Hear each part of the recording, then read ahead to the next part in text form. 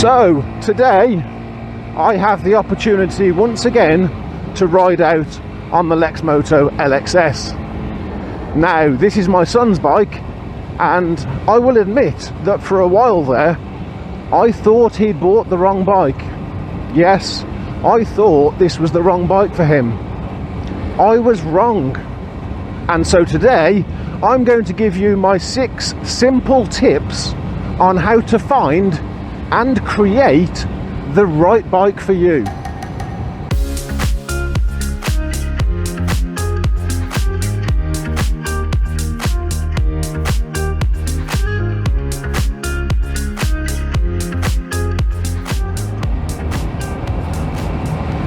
Now, most of these tips are going to be aimed at people looking for their first bike, but these tips are still applicable for people who are moving from one bike to another.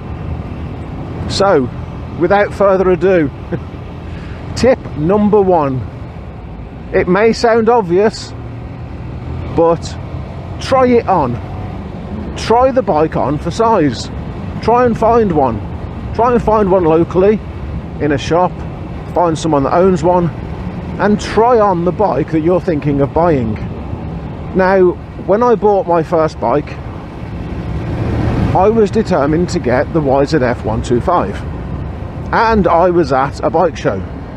I was at BMAD quite a few years ago. I was at BMAD and there were several YZF 125s there, and I got talking to one of the owners of one of these bikes, and when I told him that this is the bike I'm thinking of getting, he asked me if I'd tried it on, which of course I hadn't. And credit to the guy, he promptly took his steering lock off and told me to sit on the bike. No hesitation whatsoever. So I sat on the bike. Maybe I got lucky, but that was definitely the bike for me. So sit on the bike, see how it feels, see if you fit it. If you're short, do your feet touch the floor or are you on your toes? And if you feel like it, gently rock the bike just from side to side. Get a feel for the weight of it. Just don't drop it, especially if it's not yours yet. Just see how the bike feels, because you may think you're a sports bike guy and then you go try on a sports bike only to find that it doesn't feel the way you thought it would feel, and you end up on a cruiser.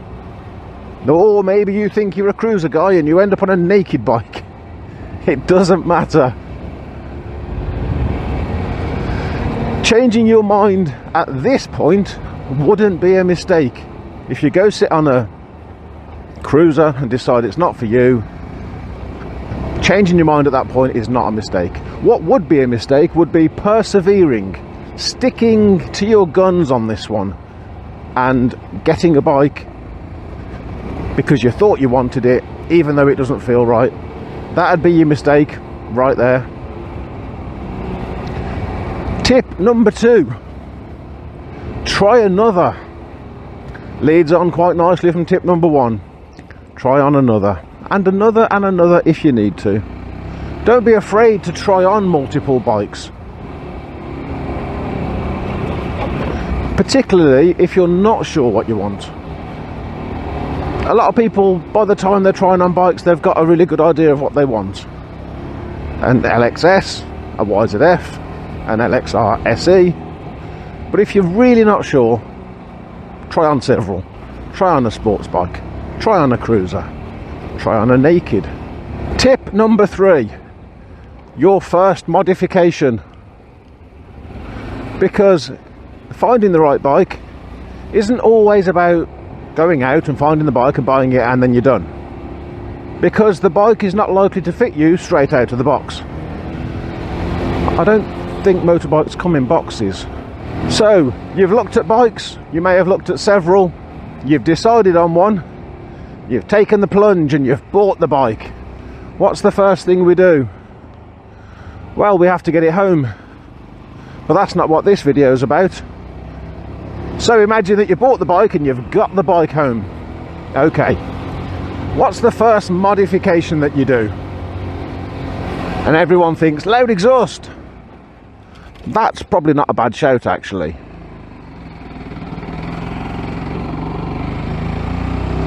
Loud exhaust is not a bad shout, because, and that's not the answer. That is not your first modification. Wouldn't be bad as an early modification, because loud exhaust, you're going to be heard, and that's going to be nice and safe for you, so there's a nice safety implication there.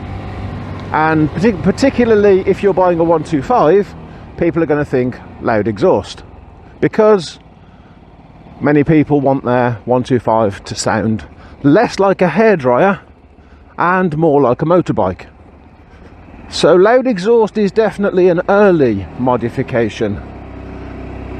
But your first modification should be a pair of adjustable brake and clutch levers. Yes, hold off on the loud exhaust for a moment and get yourself a pair of adjustable clutch and brake levers.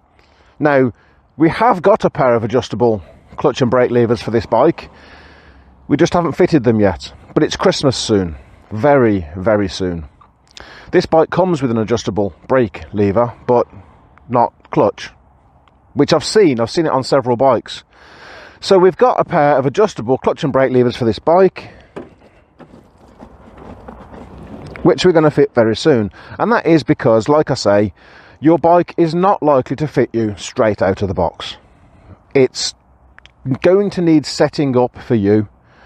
On my Daytona 675, she has adjustable brake and clutch levers, and when I'm riding in the winter and I've got my winter gloves on, they don't stretch as much. I don't have as much give, and so what I find is that I have to move my adjuster back just 2 notches, just so that I can still reach comfortably.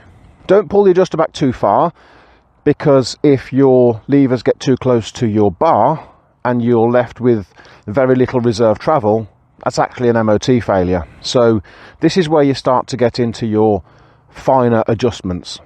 Tip number 4. Leading on nicely from adjustable brake and clutch levers, I'm going to talk about the setup of the bike. The general setup of all of your controls and 1 or 2 other things. Now, I could make an entire video all about the ergonomics of a motorbike and how to set it up, but for today's video I'm going to keep it relatively simple. Now, maybe I should have used a bike with adjustable levers for this, but imagine for a moment that you've adjusted your lever and you've got the reach correct. Your lever is now right, it sits comfortably when you've got your gloves on. Next thing is the position of your arm. You see, your arm, the position that your arm comes down in, it's meant to flow quite nicely into your wrist, into your hand, and straight onto your lever. You don't want your wrist to be bent up or down. So you may need to adjust the height of your clutch and brake lever just to get it in that sweet spot, just to get it nice and comfortable for you. Next up is your brake pedal, because on most bikes there's an adjuster somewhere, which on this bike is round the back here. Yes, I'm talking about adjusting the height of your brake pedal. If this brake pedal, given where the peg is, if this brake pedal looks particularly low to you, that's because it is. This bike has been set up specifically for my son, and he needs his brake pedal to be quite low.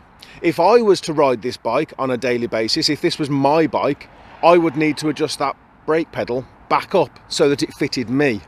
Next up is your gear pedal.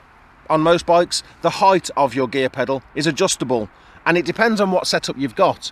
This one has the typical linkage rod just here. These are threaded at both ends. You've got a thread there and another one just in there. And what you have there is you have a standard thread on one side and a reverse thread on the other. And as you turn that rod, it adjusts the pedal higher and lower. So if you find that your boot is constantly hitting your gear pedal and you can't get your boot under your pedal, adjust it up. Likewise, if you find that your foot sits in there and rattles about because there's too much room, adjust it lower. Get it set up for you. I've seen people do things with their mirrors, because they go get their bike, they sit on it and realise that they can't see anything in their mirrors except for their elbows. So they go and buy extension arms for their mirrors. I've seen people get bikes that have got those nice aerodynamic mirrors that look really, really nice, but they don't do shit, and so they revert back to stock mirrors. You may have bought a bike with very nice bar end mirrors. They do look nice, but do they work? So you may find yourself having to do simple things like changing mirrors, extending mirrors, etc. And then there's the ride height. You may have looked at bikes, several of them, decided, yes, this is the bike for me, but it's just a tad too high, it's a little bit too tall, and so you go fit yourself a low-ring spring, some low-ring links, something to take a couple of inches out of the ride height. If you do that though, please do go to a garage and get your headlight aim adjusted, because if you're lowering the back of the bike, your headlights are going to be pointing up instead of slightly down. So if you're lowering it, get your headlight adjustment done. That's one people often overlook. It's all about realizing that if you've just bought a bike, what worked for the previous owner won't necessarily work for you, because everyone's different. Everyone has different stature, height, weight, their skeleton, arm reach, length, leg length, everything's different. So it won't work for you necessarily. You might get lucky, maybe not. And if you've bought a bike from a garage, if you just bought a bike brand new, or you bought a bike from a garage, they will have set it to some generic settings that may or may not work. Personally, I got lucky. When I bought my bike, first of all, I didn't know any of this. I didn't know that you're supposed to adjust your brake lever, your clutch lever, your brake pedal, your gear pedal, none of that. And I got lucky. My bike really did fit me perfectly. I think the previous owner of my bike must have been around about 6'2", 13, 14 stone, with the same leg length and arm length as me. I got lucky. Maybe you will too. But anytime I buy a bike now, I check all of these things and I adjust them accordingly. Tip number 5. Ride, ride and ride some more. Now surely any tip that means that we get to ride our bikes, well, surely that has to be a good one, right?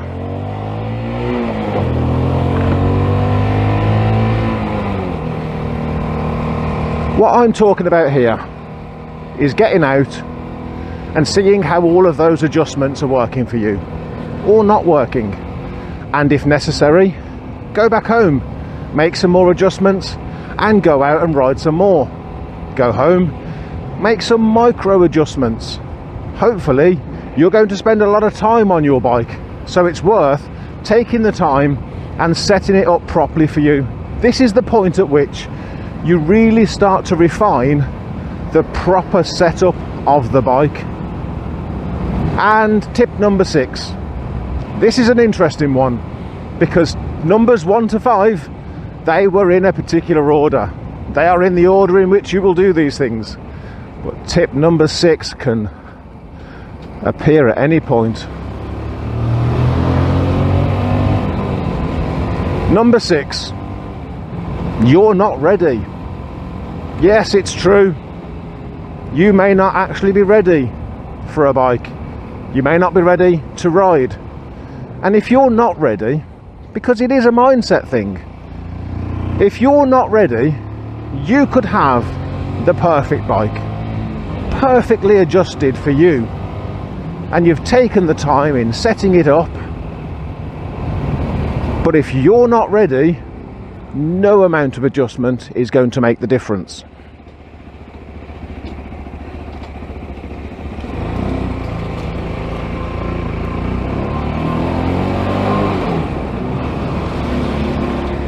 And it is an unfortunate one to have to say that, but if you're not ready, maybe take a break, come back to it, try it again. You may need further tuition, in which case reach out to your chosen riding school and get some more advice, get some more on the bike, on the road experience. This coming together of man and machine, or as my friend likes to call it, riding the iron horse, it can be a delicate balance, and you need to be as ready as your bike. You set up your bike, and when you're ready, then hopefully this symbiotic relationship between man and machine will come together in harmony, and you will spend hours on this bike with many a memorable ride out. I appreciate tip number 6 may not be the most positive. So, to end on a positive note, I said at the beginning of this video that for a while there I thought my son had bought the wrong bike. I thought this was the wrong bike for him. He tried it. It wasn't that he tried the bike, he tried the bike, he tried riding, and it didn't really work for him. So he took a break and he came back to it and he tried it again, and he got guidance from me and from 2 of my friends.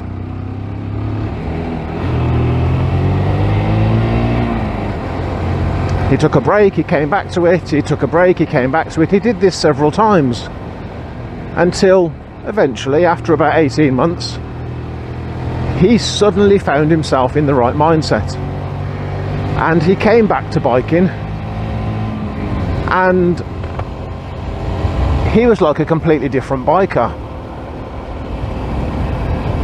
He came back to this bike and he took to it like a natural, and since then he hasn't looked back.